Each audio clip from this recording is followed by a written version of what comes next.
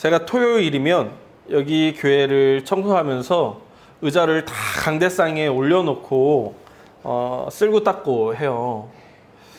그런데 이제 평소에는 제가 혼자 있으니까 그게 그냥 시간이 좀 걸려서 그렇지 어렵지 않은데, 어떨 때는 저희 아내가 아이들 데리고 와가지고 같이 놀고 가기 전에 같이 이제 정리를 하게 될 경우가 있거든요.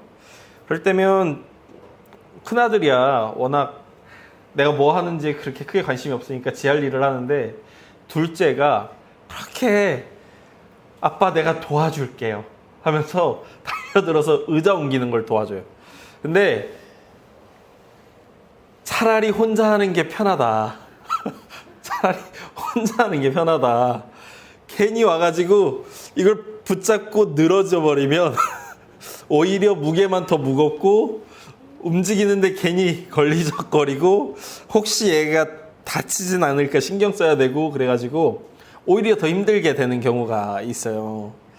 그런데도 하지 마, 혼자 할게라고 말을 못하는 건 부모를 돕고 싶은 아이의 마음이랑 부모랑 함께 하고 싶은 이 친구의 마음이 있으니까 같이 해야지 하는 마음에, 같이 하면 허리가 오히려 더 아픈데도 같이 하곤 하죠. 때로는 우리가 무언가 내가 더 좋게, 더 열심히, 더 무언가를 하려고 함에도 불구하고 이를 오히려 망칠 때가 있죠. 제가 또한 그럴 때가 있어요. 이제 오늘 초등학생들이 좀 왔으니까 자리를 자유롭게 하자고요. 제가 그럴 때가 있어요. 제가 이제 커피 내리는 거 좋아하는데 가끔 손님이 오셔가지고 커피 한번 내려봐 그러실 때가 있어요. 그러면 긴장을 하고 더 맛있게 내려주고 싶은 거예요. 그래가지고 더 열심히 내려. 그래서 더 열심히 내리니까 맛이 더 없어지는 이상한 일들이 일어나는 거죠. 왜 그러는 건지 모르겠어. 더 맛있게 하고 싶었는데 맛이 오히려 없어지더라고요. 오늘 본문을 보면 이제 바리새인과 헤롯 땅 사람들이 예수님을 찾아와가지고 이야기하죠. 근데 이 사람들이 뭐라고 이야기하냐면, 오늘 본문 한번 볼까요? 13절 같이 읽어볼게요. 13절 읽겠습니다. 시작. 그들이 예수의 말씀을 책잡으려 하여 바리새인과 헤롯 땅 중에서 사람을 보내매 라고 얘기하고 있어요. 그러니까 이 사람들이 왜 왔냐면 예수님의 말씀을 책잡으려고 온 거예요. 그러니까 너 예전에 이런 얘기 했었지, 너 그거 가지고 너 걸어 넘어뜨릴 거야 하면서 이야기하는 거. 그러니까 왜 그런 거 있잖아요. 부모님들이 아이들 혼낼 때 너 예전에 이거 하지 말라 그랬잖아. 엄마가 완전 자주 하는 말. 그렇듯이 바리새인과 이 헤롯 땅 사람들이 예수님한테 당신이 과거에 이런 얘기 했었는데 왜 이러십니까? 라고 얘기하려고 온 거죠. 근데 저는 이게 왜 잘못됐는지를 모르겠다는 거예요. 왜 잘못됐는지. 하나님도 사람을 나중에 심판하실 때 그 사람이 무엇을 이야기했는지, 그리고 그 사람이 어떤 행동을 했는지에 따라서 심판하실 거예요. 예수님이 가르쳐 주실 때 마지막 때에 하나님 앞에 하나님께서는 양과 염소의 무리를 나누실 것이다. 그리고 그들이 살아생전에 어떤 행동을 했는지에 따라서 심판할 것이다 라고 말씀하시잖아요. 그러니까 그 사람이 과거에 무슨 이야기를 했는가, 어떤 행동을 했는가가 그 사람의 인격과 존재와 삶을 가르는 중요한 기준이 된다고요. 하나님도 그렇게 하신다고요. 그러면 바리새인과 헤롯 땅 사람들이 예수님한테 와서 그분이 무슨 이야기를 했는지에 대해서, 그리고 그 이야기가 그 사람의 삶에 어떤 영향을 주는가에 대해서 이야기하려고 하는 건 그렇게 잘못된 게 아닐 수 있다는 거죠. 두 번째로, 이 바리새인과 헤롯 땅 사람들이 예수님한테 무슨 이야기를, 무슨 방법으로, 뭐라고 이야기하냐는 거예요. 뭐라고? 예수님을 향해서 당신은 이런 사람입니다 라고 이야기할 때 14절을 보니까 이렇게 이야기하죠. 와서 이르되 선생님이요, 우리가 아노니 당신은 참되시고 거리는 일이 없으시니 이는 사람을 외모로 보지 않고 오직 진리로서 하나님의 도를 가르치십니다 라고 이야기해요. 여기서 예수님에 대해서 이야기하는 것 중에 틀린 게 있냐고요. 예수님은 사람을 외모로 평가하지 않으시죠. 외모로 평가했다면 사실 저는 목사가 되기는 쉽지 않았을 수도 있어요. 잘생겨야 될 거 아니야. 요즘 유튜브에 그 잘생긴 전도사님들이 블로그가 아니죠. 뭐죠? 브이로그를 올리는 경우들이 있더라고요. 저는 지금 학생들을 신방하러 갑니다. 이러면서 브이로그를 올렸는데 잘생겼어. 그래서 내가 보고 브이로그 괜찮은데? 생각했다가 포기한 건 그 사람과 나의 생김새가 달랐기 때문인 거지. 그러니까 잘생기고 이쁜 사람들을 뽑아서 쓰면 아 이렇게 영향력이 있겠구나라는 생각이 그 순간 들더라고요. 그래서 아 하나님 잘생긴 사람 뽑아서 쓰면 참 좋겠네요 라는 생각이 문득 들었어요. 아 우리 유나는 이뻐가지고 괜찮겠다. 우리 미나는 아름다워서 괜찮겠고. 아, 아 유나는 귀여운 거야 이쁜 게 아니고. 그래요. 혹은 키가 좀 더 컸으면 좋겠더라고요. 생각할 때 이 강대상이 이렇게 있는데 제 생각에 얘가 좀 높아요. 내가 딱 섰을 때 얘가 여기 명치 조금 아래에 있어. 근데 난 좀 배꼽 정도에 있었으면 좋겠다라는 생각이 있거든요. 얘가 좀 높아. 아니면 내가 좀 키가 크든가. 그래가지고 제가 예전에 사역했던 교회에서도 대부분의 부교육자들 키가 180이 넘었다 보니까 그분들이 강대상에 서 있을 때 강대상과 그분의 비율과 담임 목사님이 저보다 좀 작았거든요.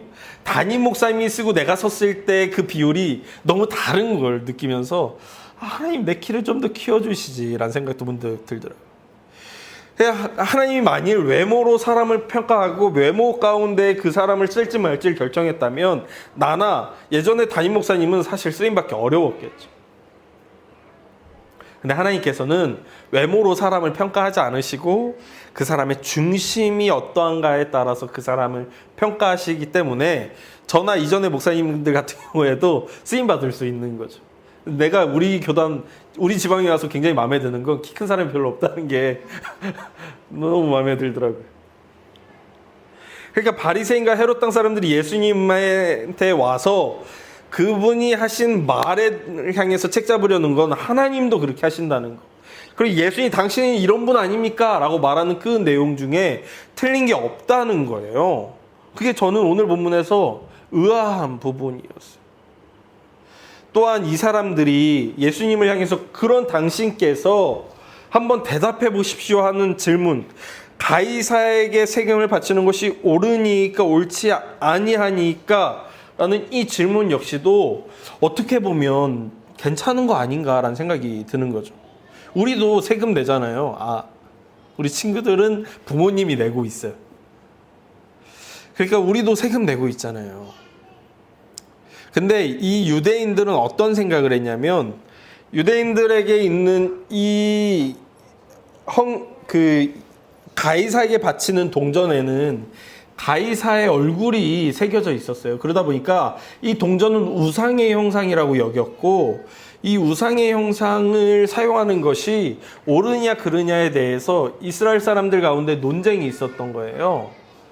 그러니까 이 논쟁 자체는 우리가 거룩하려면 하나님의 백성으로서 구별되려면 어떻게 해야 하는가에 대한 고민 가운데 있다라는 거죠.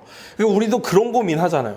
우리도 하나님의 자녀로서 내가 학교 생활 가운데 어떻게 해야 하는가, 내가 직장 생활 가운데 어떻게 살아야 하는가에 대해서 고민하잖아요. 이런 고민이 왜 잘못됐냐고요.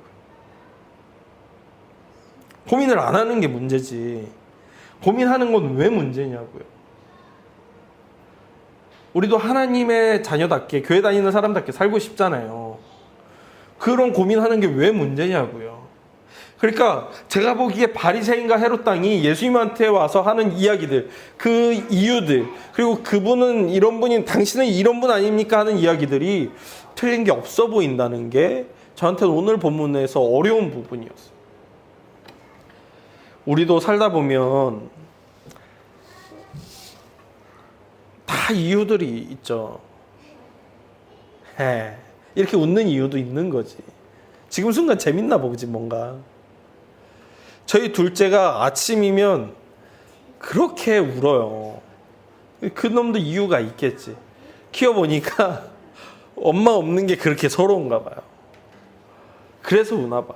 제가 중고등부 사역을 길게 했잖아요. 중고등학생들이 가끔 방황하는데 방황하는 이유도 다 있어요. 이유 없는 사람이 없더라고. 살면서 내가 하는 선택들, 내가 하는 일들, 내가 무언가 좋아하는 것들, 내가 싫어하는 것들, 그 모든 것들에 이유가 있더라고. 이유가 있어. 전 책을 좋아하거든요. 책 읽는 걸 좋아해요. 왜 좋아하냐면 잘난 척하기 좋거든. 특히 두꺼운 책 읽는 걸 좋아하는데, 두꺼운 책 들고 있거나 읽고 있으면 사람들이 지나가면서 이렇게 두꺼운 책을 읽다니 하면서 보여주는 반응들이 너무 재밌고 좋거든. 그래서 두꺼운 책을 읽어요. 성경책 너무 두껍지. 그 책 읽고 있으면 지나가는 사람들이 성경책을 읽다니 이렇게 반응하니까 이거 너무 좋은 거야. 난 그 반응들이 너무 좋아서 책을 읽어요. 진짜예요? 네.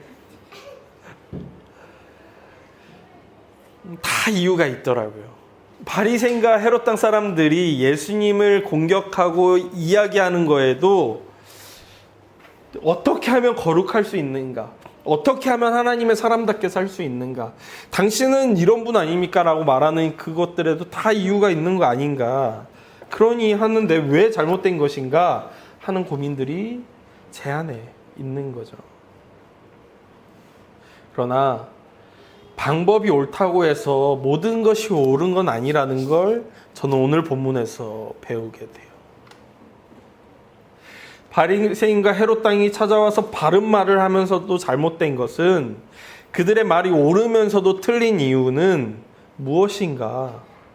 이들이 이렇게 예수님을 공격하는 이유는 예수님으로 인해 기존의 질서가 무너지고 있기 때문인 거죠. 예수님은 이들이 볼 때 기존에 있는 질서를 무너뜨리는 사람인 거예요. 저한테는 저희 자식들이 그래요. 우리 아들들이 태어나기 전엔 제가 집에서 청소를 일주일에 한 번만 해도 어느 정도 유지가 됐었어. 일주일에 한 번만 청소해도. 근데 큰아이가 태어나고 나서는 일주일에 한 번만 청소해서는 집에 깔끔함이 유지가 안 되더라고. 그래서 자주 청소해야 됐어. 그리고 둘째가 태어나고서는 내가 아무리 청소를 해도 깨끗함은 유지될 수 없다는 걸 깨닫고 청소를 포기하게 되었죠. 저한테 우리 아들들은 내 기존의 질서를 무너뜨리는 그런 눈을 있다라는 거죠. 바리새인과 헤롯 땅 사람들한테 예수님은 기존의 유대교가 쌓아놓고 있는 질서들을 무너뜨리는 사람으로 보였던 거예요. 그래서 어떻게 해야 될까 고민하다가 예수님을 죽여야 되겠다, 혹은 예수님의 권위를 무너뜨려야 되겠다라고 생각하고 오늘 찾아온 거였어요. 이 사람들이 정말 예수님의 말씀이 옳은가에 대해서 분별하기 위해 온 게 아니라는 거예요. 이 사람들이 정말 예수님은 이런 분이라고 생각하면서 이야기하고 있다는 게 아닌 거예요. 이 사람들이 정말 하나님의 그 백성으로서 거룩하려면 가이사의 것을 어떻게 해야 되는가에 대해서 고민하는 가운데 답을 찾기 위해서 예수님에게 온 게 아니라는 거예요. 그저 예수님을 공경에 빠뜨려서 예수님의 권위를 무너뜨리기 위해서 오늘 예수님을 찾아왔다는 것이, 그 사람들이 어떤 방식으로 어떤 이야기를 아무리 좋은 방법으로 이야기하더라도 틀린 이유가 되는 거죠. 정말 순수하게 하나님의 나라를 위해서 찾아온 게 아니었다. 그저 예수님을 공경에 빠뜨리고 그 공경에 빠진 예수님을 보고 즐기기 위해서 왔다. 이걸 어떻게 알 수 있을까요? 그들의 의도를. 여기 보면 이렇게 나와요. 우리 15절을 볼까요? 15절에 보니까 이렇게 나옵니다. 우리가 바치는리까 말리까 하는데 예수께서 그 외식함을 아시고, 여기서 외식이라는 표현해요. 외식함을 아시고 이르시되 어찌하여 나를 시험하느냐, 데나리온 하나를 가져다가 내게 보이라 라고 말씀하신다고요. 여기서 외식한다는 건 그냥 착한 척, 사실은 착하지 않은데 착한 척 한다거나, 자기의 속마음은 그렇지 않은데 겉으로만 무언가 하는 척하는 걸 외식한다라고 표현하는 거예요. 그러니까 마치 그런 거죠. 마치 내가 우리 아내를 사랑하지 않는데 사랑하는 척 막 하는 거예요. 이건 왜 이런 걸 외식한다고 하는 거예요. 근데 여기서 하나 더 볼 수 있는 거, 예수님께서 그래? 데나리온 가져와봐 라고 이야기하세요. 근데 데나리온이 뭐냐면 이게 로마 동전이야. 로마 동전. 로마 황제 그림이 그려져 있는 동전. 이 바리새인들이 이것을 쓰는 것이 옳습니까? 그럽니까? 라는 질문을 하고 있으면서도 예수님께서 데나리온 가져와봐 라고 했을 때 자신들의 주머니에서 데나리온을 꺼내서 예수님한테 드리고 있다라는 거예요. 그러니까 이 사람들은 이게 궁금하지가 않았어. 자기는 이미 이것들을 가지고 있고 쓰고 있는 걸 오늘 본문이 보여주고 있거든요. 그러니까 정말 이 내용이 궁금해서가 아니라 이걸로 예수님을 공격하면 공경에 빠질 게 분명하다라고 생각하고 있기 때문인 거예요. 그래서 그렇게 공격하고 있는 거죠. 정말 궁금한 것도 아니고 예수님이 바르고 정의롭고 의롭다고 생각하고 있는 것도 아니고 그저 내가 저 사람 공격해서 넘어뜨리겠다라는 의도만이 오늘 본문에 가득하기 때문에 그들이 정말 무엇을 이야기하고 있는가, 그들이 어떤 방법으로 예수님한테 나오고 있는가는 중요한 게 아닌 거예요. 그들의 의도가 잘못되어 있으니까. 의도가 잘못되어 있으니까. 의도가 잘못됐으면 방법이 옳아도 옳지가 않다는 게 오늘 본문이 보여주고 있는 것이죠. 예수님을 향한 그들의 공격이 그렇게 거세지고 있을 때 예수님께서는 오히려 그들이 가지고 있는 데나리온을 가져다가 하나님의 것은 하나님에게, 그리고 가이사의 것은 가이사에게 드리라며 그 중간의 길을 걸어가십니다. 이 사람들이 자신이 가지고 있는 기득권을 하나님의 나라를 세우는 것이라고 착각하고 있을 때 이 사람들은 자신이 가지고 있는 이 기득권이 유지되는 것이야말로 하나님의 나라의 옳다라고 착각하고 있을 때 바로 그로 인해 예수님을 죽여야 되겠다고, 공격해야 되겠다고 판단했어요. 어쩌면 우리가 살고 있는 지금 이 시대에도 교회가 가지고 있는 권위와 권력, 그리고 목사가 가지고 있는 권위와 권력, 혹은 성도들이 가지고 있는 권위와 권력은 그것을 유지하고자 애쓰면 애쓸수록 하나님의 나라를 망가뜨리는 건 아닌가 하는 생각을 하게 돼요. 어떤 경우에 그러냐면 제가 사역하던 교회 중에 한 교회는 목사와 장로들 사이에 반목하는, 싸우는 교회가 있었어요. 목사님이랑 장로님이랑. 심지어 한 장로님은 온 교인들이 모여가지고 막 회의하다가 회의가 끝나고 담임 목사님이 이렇게 천천히 걸어서 나가셨는데 한 집사님을 부르시는 거예요. 어이 집사님, 저기 그 목사 들어오라 그래 라고 하면서 내가 너무 깜짝 놀랐죠. 담임 목사님인데 그래도 그 목사 들어오라 그래. 그 장로님이 생각할 때는 자신의 권위가 교회를 온전케 한다고 생각하는 거겠죠. 어떤 교회는 목사님들이 자신의 권위를 위해서 부교역자들을 아주 개잡듯이 잡는 교회가 있곤 해요. 제가 얼마 전에도 나눴던 것 같은데 저도 뉴스에서 본 거거든요. 한 담임 목사님이 부교역자 2명을 세워다 놓고는 막 혼내는 거예요. 왜 혼내나 봤더니 가르마가 5대5가 뭐냐고. 목사 가르마는 2대8이어야지 5대5 가르마가 뭐냐. 빨리 미용실 가가지고 가르마 바꾸고 오라고 막 혼냈다는 거예요. 제가 그걸 보고선 가르마를 한쪽으로 이제 목사다우려면 가르마부터 정리를 해야 되겠구나. 그 목사님은 부목사를 눌러서 자신의 권위를 세우려고 했고 자신의 권위가 세워져야 교회가 건강할 수 있다고 생각했던 것 같아요.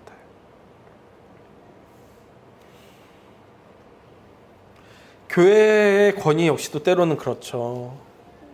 저는 개인적으로는 동성애자들도 교회에 마음껏 들어올 수 있어야 된다고 믿어요. 근데 끊임없이 교회는 반대하고 있죠. 그들이 교회에 들어오면 교회가 망할 것처럼, 차별금지법이 통과되면 교회가 망할 것처럼 끊임없이 공격합니다. 그것만이 교회를 온전케 할 수 있을 것처럼. 때로는 또한 과학을 반대하며 과학을 반대해야만 하나님의 나라가 온전해진다고 말하는 분들도 계시는 걸 보게 돼요. 그래야만 하나님의 나라가 온전해질 수 있다고요. 근데 저는 그분들이 아무리 열심히 그렇게 이야기해도 동의가 되지 않아요. 왜냐하면 성경이 창세기부터 요한계시록까지 통전적으로 봤을 때, 이 성경책을 전체적으로 봤을 때 하나님께서 그리스도인답게 살려면 어떻게 해야 되느냐라고 말하는 단 한 문장으로 꿰뚫을 수 있는 것이 있다면 무엇일까 고민해 봤을 때 구약은 이렇게 이야기하죠. 공법을 물같이 정의를 하수같이 흘려보내야 된다. 신약에서 바울은 이것을 돌려서 이렇게 이야기해요. 즐거워하는 자들과 함께 즐거워하고 우는 자들과 함께 울라. 예수님은 이것을 오히려 더 축약해서 이렇게 말씀하세요. 내 목숨을 다하고 뜻을 다하여 주 너의 하나님을 사랑하라. 또한 내 이웃을 내 몸과 같이 사랑하라. 이것을 기반으로 하지 않은 다른 어떠한 방식과 메시지도 그 메시지가 아무리 옳다 해도 옳지 않다는 것이 오늘 본문을 이해하는 저의 믿음의 고백입니다.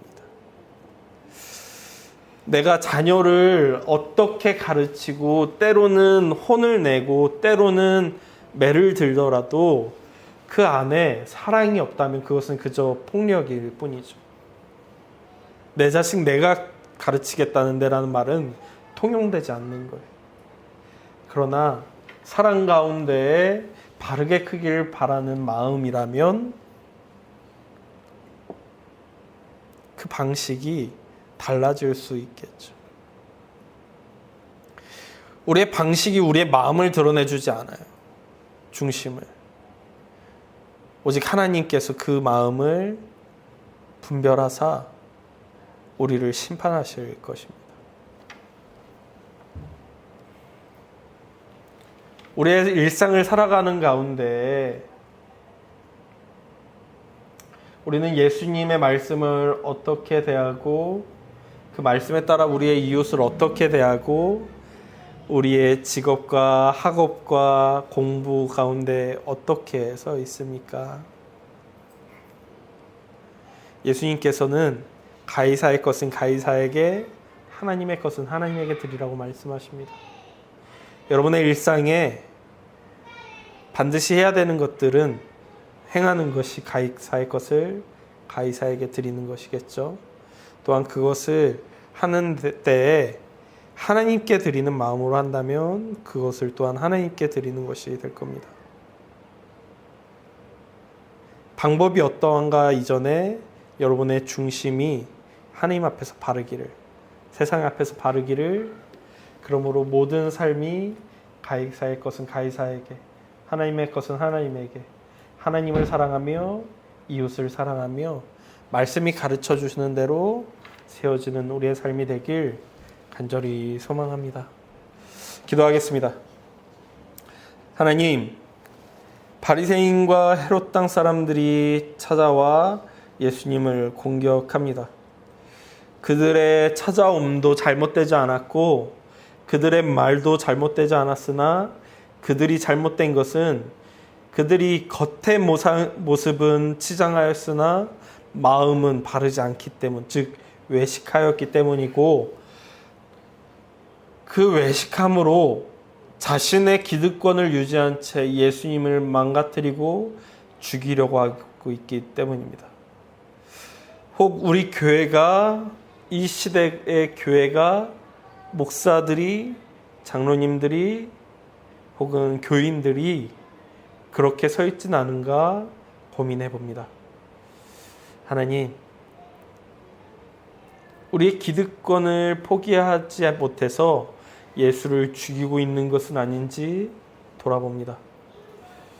우리로 바르게 서서 예수님의 말씀을 따라 살아갈 수 있는 목사와 교인과 교회가 되게 하시고, 예수님의 말씀을 따라 살아가는 우리 모두의 삶이 오늘 본문 마지막 구절처럼 가이사의 것은 가이사에게, 하나님의 것은 하나님에게 드리는 삶이 되도록 인도해 주십시오. 오직 주의 뜻이, 주의 말씀이, 주의 계획하심이, 그리고 우리의 중심이 주의 말씀 위에 굳건히 서 있는 우리 모두가 되기를 소망하며 예수님의 이름으로 기도했습니다. 지금은 외식을 버리고 주의 말씀 위에 서라고 말씀하시는 예수 그리스도의 은혜와 그리스도를 보내사 그 말씀을 선포하게 하시고 과연 우리가 그러한가 돌아보게 하시는 하나님의 사랑과 깨달음과 함께 그 깨달음을 따라 살고자 하는 우리를 향해 그 힘을 주시고 베푸시고 인도하시는 성령님의 인도하심이 우리 모든 교인들 가운데, 그 모든 삶 가운데, 이 예배에 참여한 모든 이들 가운데 함께 할지어다.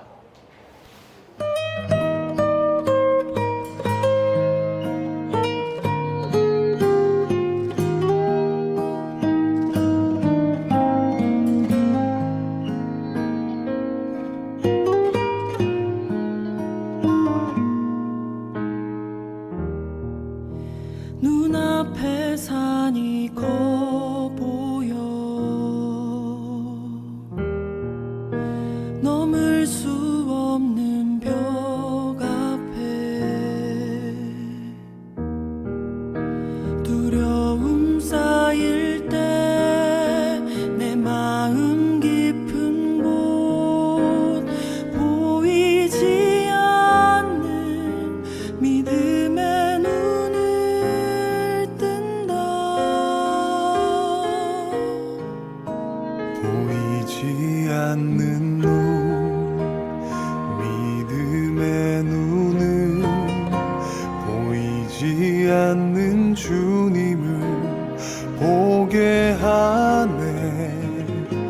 보이지 않는 눈, 믿음의 눈 뜰 때 저 높은 산 위로 믿음의 세상이 펼쳐져.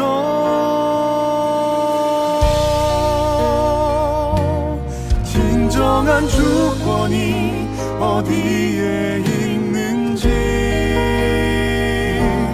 온전한 지혜가 어디로부터 오는지, 지금 내 싸움은 무엇을 향한 것인지, 믿음의 눈 뜰 때 더욱 선명해지는 주님의 임재.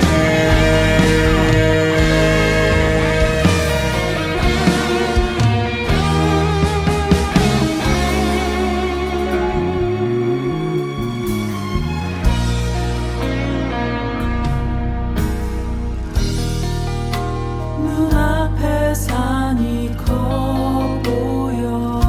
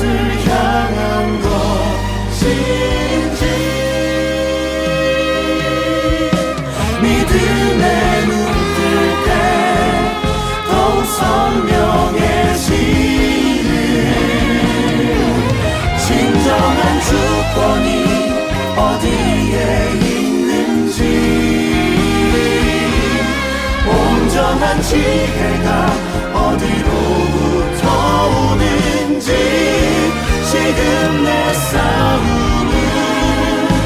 무엇을 향한 것인지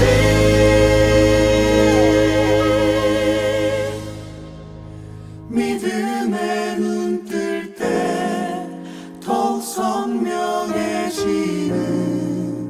주님의 임재